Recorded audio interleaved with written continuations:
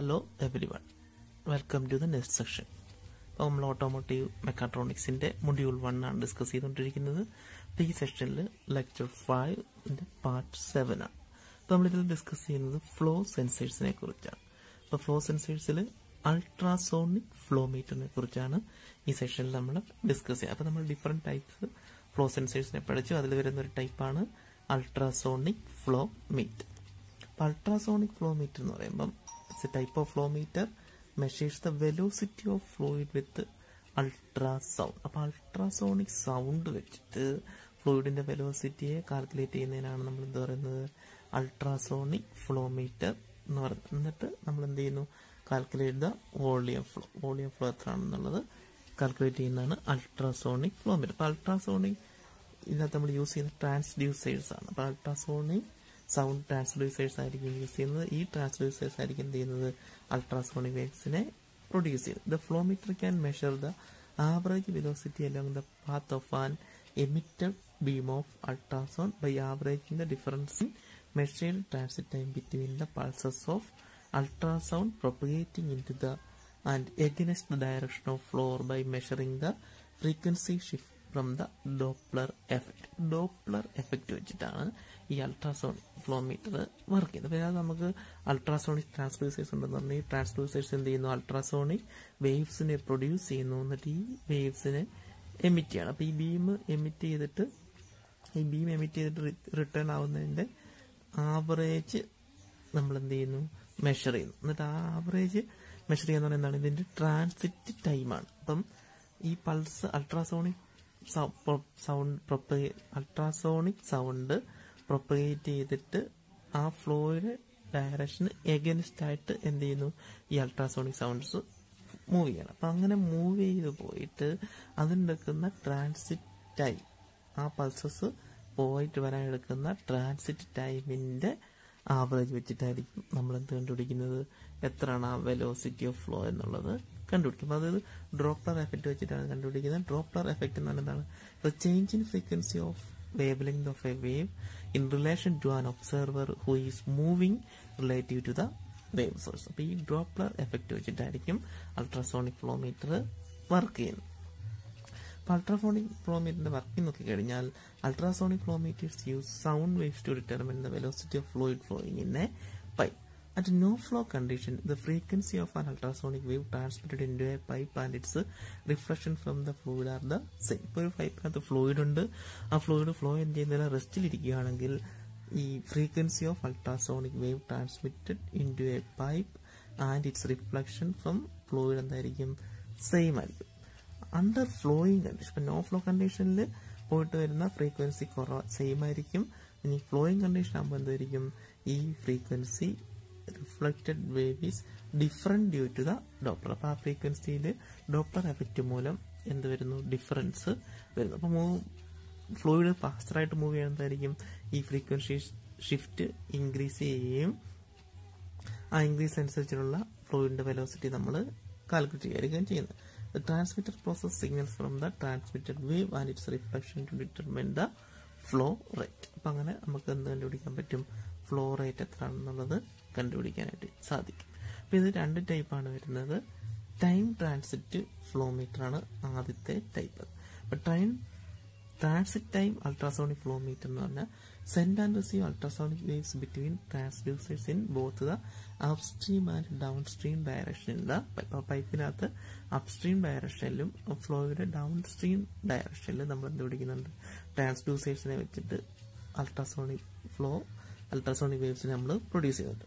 At no flow condition it take the same time to travel the upstream and downstream between the trans. കാരണം flow ഒന്നുമില്ലാത്തപ്പോൾ അപ്സ്ട്രീമിലും ഡൗൺ സ്ട്രീമിലും എല്ലാം എന്തായിരിക്കും, സെയിം നോ വെലോസിറ്റി ആയിരിക്കും ഫ്ലോയിഡിന്. അപ്പോൾ അതിന്റെ ട്രാൻസിറ്റ് ടൈം എന്ന് പറഞ്ഞാൽ എന്തായിരിക്കും, സെയിം ആയിരിക്കും അപ്സ്ട്രീമിലെയും ഡൗൺ സ്ട്രീമിലെയും.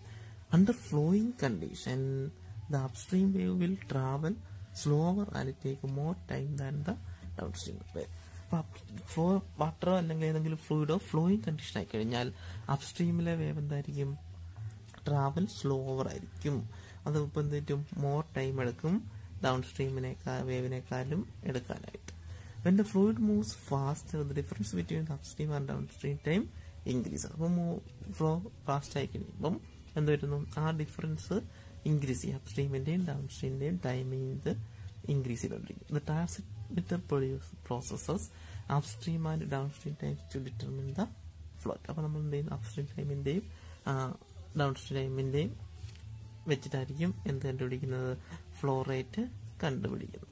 ഇതാണ് ആ ഒരു ട്രാൻസ്മിറ്റേഴ്സ്. നമ്മൾ 2 ട്രാൻസ്മിറ്റേഴ്സ് ആണ് വെച്ചിരിക്കുന്നത്, ട്രാൻസ്മിറ്റർ എയും ട്രാൻസ്മിറ്റർ ബി. ഇപ്പൊ ഇവിടെ നിന്നൊരു അൾട്രാസോണിക് വേവ് പോകുന്നു, അത് റിസീവർ ബിയിൽ റിസീവ് ചെയ്യും. അതേപോലെ ഇവിടെ ട്രാൻസ്മിറ്റർ എ എന്ന് പോകുന്നത് റിസീവർ എ ഡാഷിൽ എന്ത് ചെയ്യും, റിസീവ്. ഒരു പർട്ടിക്കുലർ ആംഗിളൊക്കെ നമ്മൾ ഇതിന് പ്രൊവൈഡ് ചെയ്തിട്ടുണ്ടായിരിക്കും. അപ്പം ഫ്ലോ വരുന്നത് ഇവിടെ നിന്നായിരിക്കും, അതിന്റെ വെലോസിറ്റി വി ആയിരിക്കും. അപ്പൊ ഇതിന്റെ ടൈം ഡിഫറൻസ് നമ്മൾ മെഷർ ചെയ്യുന്നത് average velocity of a fluid along the path of the ultrasonic beam ആയിരിക്കും. By using the absolute transit time it upon t up and t down, both the average fluid velocity v and the speed of sound c can be calculated. അപ്പോൾ നമുക്ക് transit time അപ്പിലെയും ഡൗണിലെയും വെച്ചിട്ട് average fluid വെലോസിറ്റിയും speed of സൗണ്ടും നമുക്ക് എന്ത് ചെയ്യാൻ പറ്റും, calculate ചെയ്യാൻ സാധിക്കും. ഈ അൾട്രാസോണിക് ഫ്ലോമീറ്റർ ഒരു ആംഗിളിലായിരിക്കും നമ്മൾ മൗണ്ട് ചെയ്തേക്കുന്നത്. Short duration ultrasonic waves are transmitted across the fluid. The velocity of the ultrasonic waves is increased or decreased by the fluid velocity depending on the direction of fluid flow. Fluid flow direction അനുസരിച്ചിട്ട് velocity increase ചെയ്യുകയോ decrease ചെയ്യുകയോ ചെയ്യും. ഇപ്പൊ 2 transmitter ഞാൻ പറഞ്ഞു, എയും ബിയും down side of the flow tube and angle 2 piezoelectric receivers A and B are connected to the top side of the The fluid in the pipe flows at a velocity v. The transmitter transmits short duration ultrasonic signal through the fluid at a velocity n. The signal received by the receiver A is increased to c plus v cos theta because it is the direction of the fluid flow. The reception frequency of the receiver plus Fa will be Fa is equal to c plus v cos theta divided by L. L എന്ന് പറഞ്ഞാൽ എന്തായിരുന്നു, velocity of the നമ്മുടെ ultrasonic വേവിന്റെ velocity.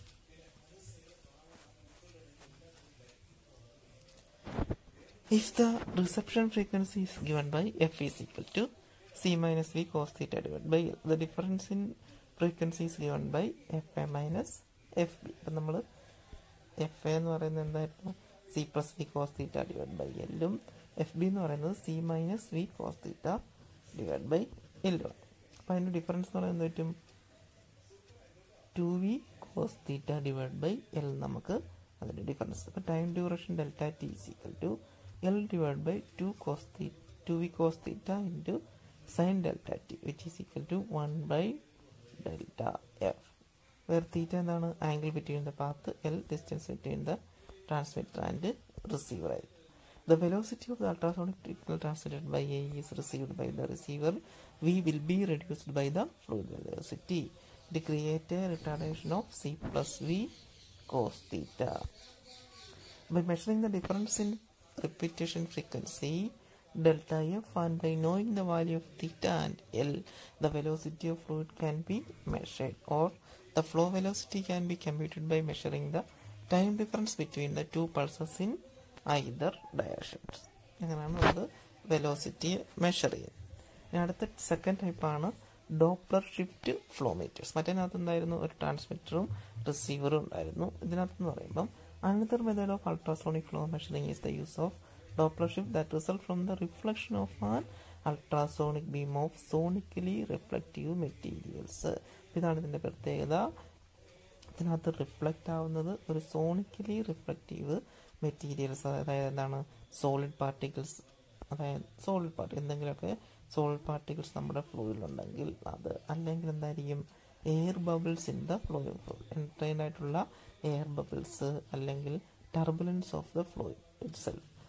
ഇപ്പോൾ ചില ഫ്ലൂയിഡിൽ air ബബിൾസും ഇല്ല പാർട്ടിക്കിൾസും ഇല്ലെങ്കിൽ എന്തായിരിക്കും, ലിക്വിഡ് ക്ലീൻ ആയിരിക്കും. അങ്ങനത്തെ clean ലിക്വിഡിനകത്ത് turbulence of the fluid itself is also an reflection material. Doppler flowmeters are used for slurries, liquid with bubbles, gases with sound reflecting particles. ഇങ്ങനെയൊക്കെയുള്ള ഏരിയസിലായിരിക്കും നമ്മൾ ഡോപ്ലർ ഷിഫ്റ്റ് ഫ്ലോമീറ്റേഴ്സ് യൂസ് ചെയ്യുന്നത്. അപ്പോൾ Doppler shift ഫ്ലോമീറ്റേഴ്സിനകത്ത് മറ്റൊരു വ്യത്യാസം എന്ന് പറഞ്ഞാൽ ഇതിനുള്ളിലെ റിഫ്ലക്റ്റീവ് മെറ്റീരിയൽസ് ആയിരിക്കും നമ്മുടെ അൾട്രാസോണിക് വേവിനെ റിഫ്ലക്ട് ചെയ്ത് വിടുന്നത്. പിന്നെ എക്സാമ്പിൾ ഒരു പൈപ്പ് ഉണ്ട്, ഇതാണ് ഡോപ്ലർ ഷിഫ്റ്റ്. ഇപ്പം നമ്മളൊരു ട്രാൻസ്മിറ്റ് സിഗ്നലിനെ ഇവിടുന്ന് കൊടുക്കണം. അപ്പോൾ ഇതിനുള്ളിലൊരു എന്താണ് റിഫ്ലക്റ്റീവ് വെലോസിറ്റി റീജിയൻ അല്ലെങ്കിൽ Doppler the zone of reflection or എന്ന് പറയുന്ന അവിടെ തട്ടിയിട്ട് എന്ത് ചെയ്യണം, ഇത് റിഫ്ലക്ട് ചെയ്യണം. റിഫ്ലക്ട് ചെയ്തിട്ട് നമുക്ക് എന്തിൽ കിട്ടും, റിസീവ് ചെയ്യുന്ന റിസീവറിൽ കിട്ടും. ഇതിലായിരിക്കും ഫ്ലോയിൻ്റെ. അപ്പം നോ ഫ്ലോ കണ്ടീഷനിൽ വരുന്ന ടൈമും ഫ്ലോ കണ്ടീഷനിൽ ഇത് റിഫ്ലക്റ്റ് ആയിട്ട് വരുന്ന ടൈമും എന്തായിരിക്കും, ഡിഫറെൻ്റ് ആയിരിക്കും. അത് വെച്ചിട്ട് നമുക്ക് വെലോസിറ്റി നമുക്ക് കാൽക്കുലേറ്റ് ചെയ്യാനായിട്ട് സാധിക്കും. അപ്പം ഇത് നമുക്ക് വേറെ എന്തിനു യൂസ് ചെയ്യാം, rate of blood flow measure ചെയ്യാനും ഈ ഡോപ്ലർ ഷിഫ്റ്റ് അൾട്രാസോണിക് ഫ്ലോമീറ്റേഴ്സ് നമുക്ക് യൂസ് ചെയ്യാം. ഇപ്പോൾ എന്താണ് അൾട്രാസോണിക് ബീമിനെ നമ്മൾ എന്ത് ചെയ്യുന്നു, ടിഷ്യൂസിലൂടെ പാസ് ചെയ്യുന്നു. ഇതിനെ ഒരു റിഫ്ലക്റ്റീവ് പ്ലേറ്റ് വെച്ചിട്ട് ബൗൺസും ചെയ്യുക. Then reversing the direction of beam and repeating the measure the volume of blood flow can be estimate. അപ്പം നമുക്ക് ഒരു റിഫ്ലക്റ്റീവ് പ്ലേറ്റ് വെച്ച് റിഫ്ലക്റ്റ് ചെയ്യിച്ചിട്ട് ആ ബീം എന്ത് ചെയ്യുന്നു, റിവേഴ്സ് ചെയ്ത് വരുന്നു.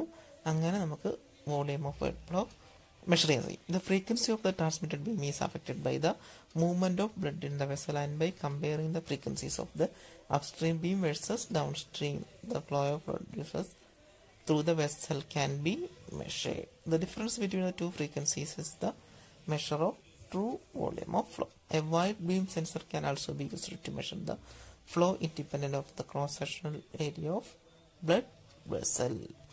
അങ്ങനെയാണ് നമ്മൾ ഡോപ്ലർ ഷിഫ്റ്റ് ഫ്ലോമീറ്റേഴ്സ് വർക്ക് ചെയ്യുന്നത്. രണ്ട് ടൈപ്പാണ് അൾട്രാസോണിക് വരുന്നത്. ഡോപ്ലർ ഷിഫ്റ്റ് ഫ്ലോമീറ്റേഴ്സും വരുന്നുണ്ട്, ട്രാൻസിറ്റ് ഫ്ലോമീറ്റേഴ്സും വരുന്നുണ്ട്.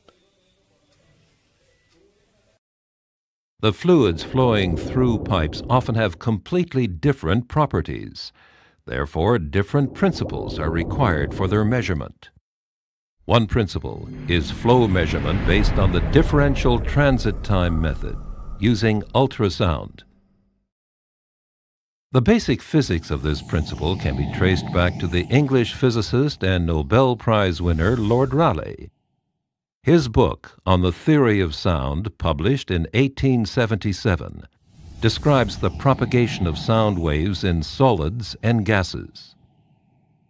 Here is how this measurement method works. Inside the ultrasonic flow meter, pairs of sensors are fitted across from each other in the measuring tube. Each sensor can alternately transmit and receive an ultrasonic signal. Simultaneously, the transit times of these signals are measured. The ultrasonic signals are generated with piezoelectric crystals applying a voltage. Conversely, a piezoelectric crystal creates a voltage when an ultrasonic signal impacts the sensor. By increasing the number of sensor pairs, it's possible to accurately detect and mathematically compensate for flow profile distortions over the entire pipe cross-section. When there is no flow, the signal transit times are the same, upstream and downstream. Once the fluid starts to flow in the measuring tube, the ultrasonic signals are accelerated in the direction of the flow and decelerated against the flow. As a result, the ultrasonic signals now have different transit times, less time in the direction of flow and more time against the flow. Therefore, the differential transit time measured by the sensors is directly proportional to the flow velocity in the pipe. Together with the known tube cross-section, the actual flow volume can then be calculated. The greater the flow velocity, the greater the measured time difference between the two ultrasonic signals. For ultrasonic flow measurement, the sensors do not necessarily have to be fitted into the pipe wall. With a clamp-on system, for example, the sensors are fastened directly onto the outside of the pipe. They can be retrofitted at any time without interrupting the process.